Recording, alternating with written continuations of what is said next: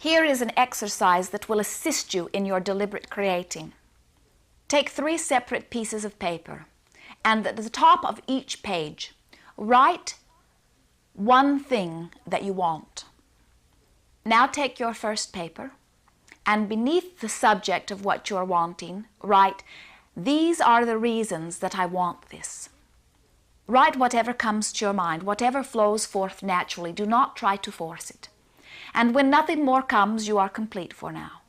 Turn the paper over and begin writing at the top of the paper, "These are the reasons that I believe that I will have this that I want."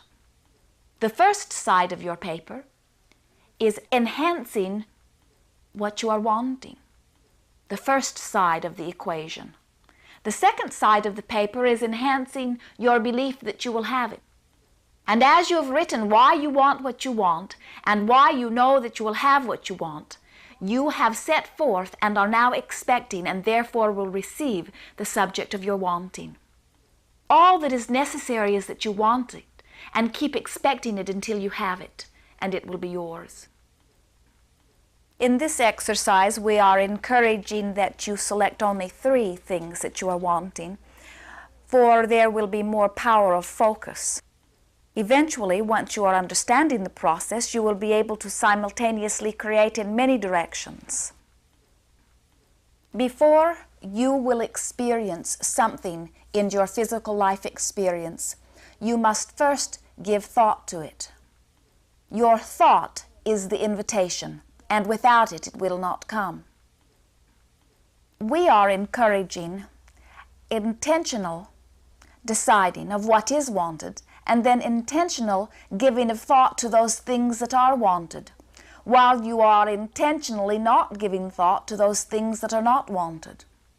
And in suggesting this, we encourage that you set forth some time in every day where you sit and intentionally bring together your thoughts into a sort of vision of what you are wanting in your life experience. We have been referring to this time as your workshop for deliberate creating. If we were to say, go now and begin to envision yourself in the life experience that you are wanting, many of you would have a difficult time doing it, for you have not been intentionally collecting data in which to work upon in your workshop. By collecting data, what we are encouraging is that in every day, as you are getting out of bed, that you set forth an intention that no matter what you are doing in this day, no matter who you are interacting with in this day, that you will let your dominant intention be to look for things that you like. Whatever it is that you see, with whoever you are interacting with, if you are intending to look for things that you like, then you will be effectively and deliberately collecting data. Tomorrow, when you decide to take 15 or 20 minutes to go to your workshop, which is the place where all deliberate creating begins, you can bring together the combinations of that data to begin envisioning yourself in your life as you want to be.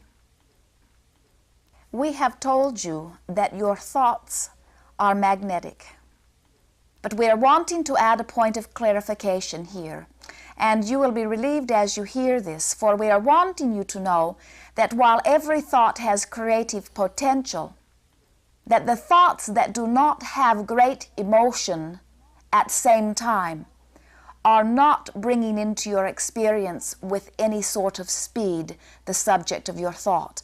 In other words, that which you are emotional about, whether it is positive emotion or negative emotion, those thoughts are quickly manifesting into your physical experience. The emotion that you feel is your communication, letting you know that you have now accessed the power of the universe. That power from the universe comes forth when you are clearest in your thought.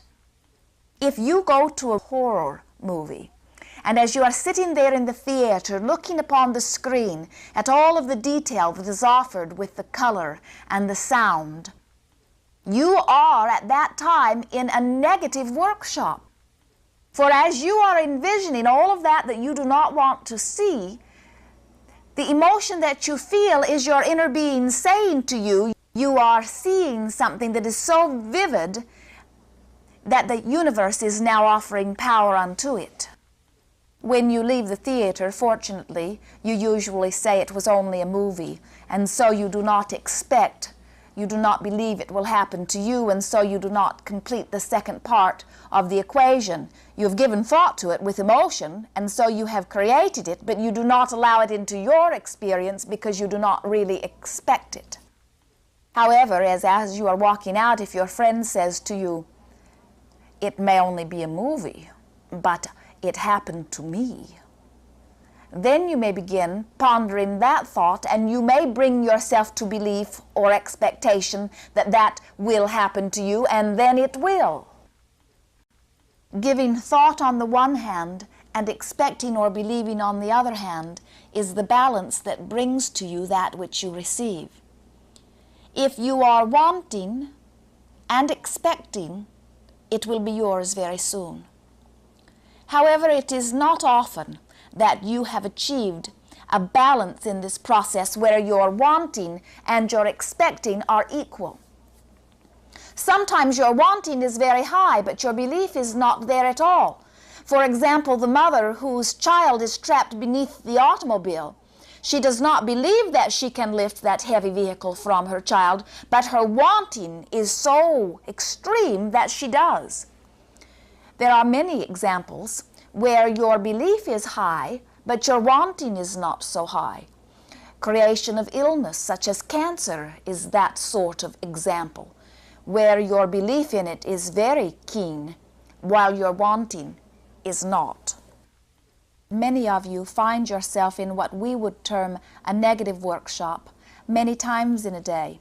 In fact, much more often are you in a negative workshop than in a positive workshop.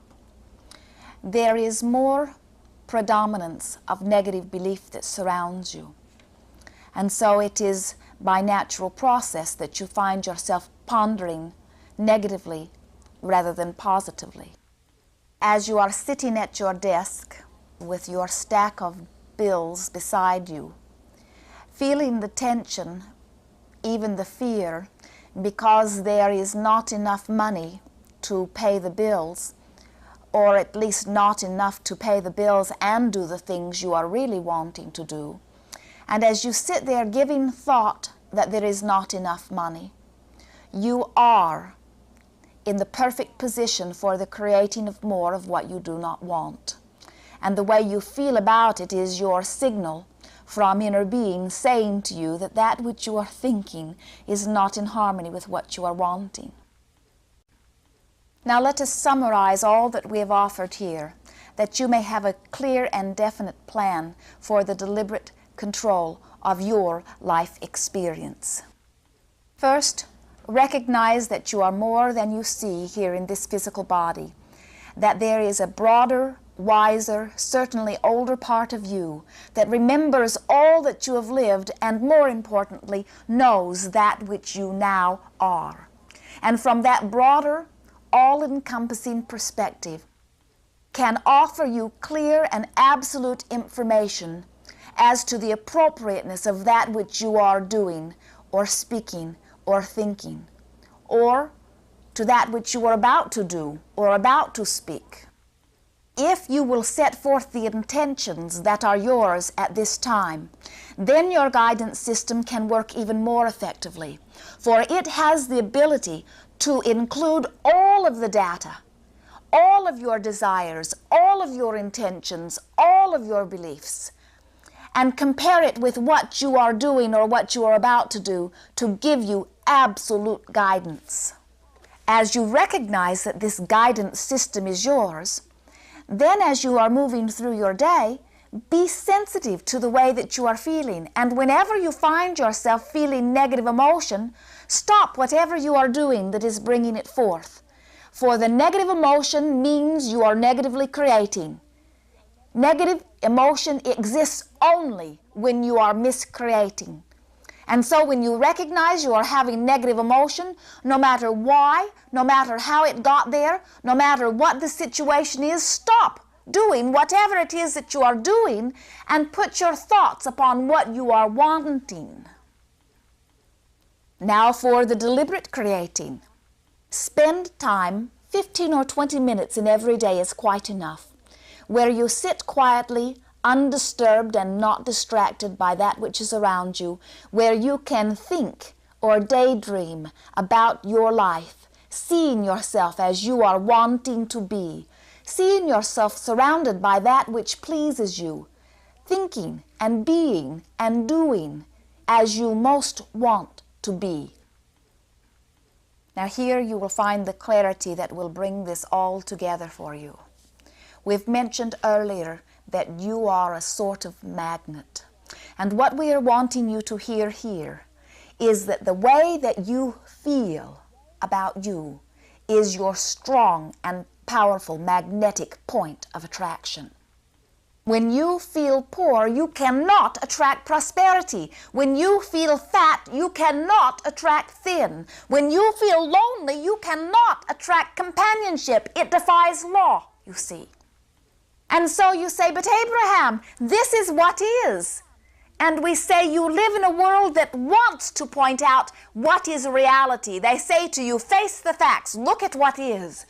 And we say to you, if you are able to see only what is, by law of attraction, you will create only more of what is. You must be able to put your thoughts beyond what is in order to attract what you are wanting. A clear and emotional view of reality will root you like a tree to this spot.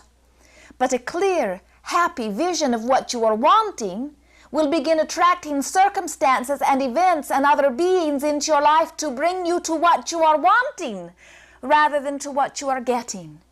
Now, of course, there may be much in your life that you are liking just as it is. Continue to see it that way, you see. Thoughts with emotion are what will effect change in your life. Thoughts that you think with no emotion will maintain what is already here. And so for those things that are in your life experience that you have created, you were emotional at one time or they would not be here in your life, those things you will be able to keep in your life simply by acknowledging your appreciation of them.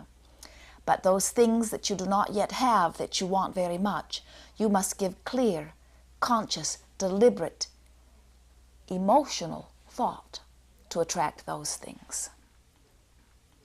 The workshop, as we have just described it, creates that first half of the equation for deliberate creating that we have been speaking about. You have given thought, enough thought, that perhaps not on the first sitting, but eventually if you are giving enough thought, pondering long enough, mulling long enough, absorbing and including enough of the data, you will bring yourself to enough clarity that the universe, indeed your inner being, will offer you emotion. And once you have done that, one half of the deliberate creative process is complete. The other half is accomplished by moving through your day expecting to see evidence or results of what you have accomplished in your workshop.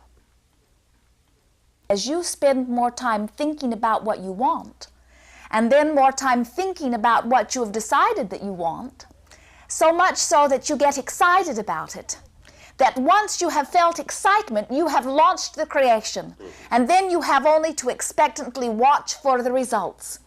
And you will find more and more of the things that you have been wanting flooding into your experience. It is law. You have gathered some questions from many. Yes, I sure have. First, before we get into the questions, tell me, do these laws that you speak of, these universal laws, work even when we don't believe that they work? They do indeed. That is why we say, you are doing it, even when you are not knowing you are doing it. That is why there is creating by default. You cannot turn your creative mechanism off. It is always functioning, and the laws are always functioning. That is why there is such value in understanding the laws. Not understanding them is a little bit like coming into a game where you are not knowing the rules. And as you are playing the game, you do not know why you're getting what you're getting. And that sort of game becomes frustrating, and most leave it, you see.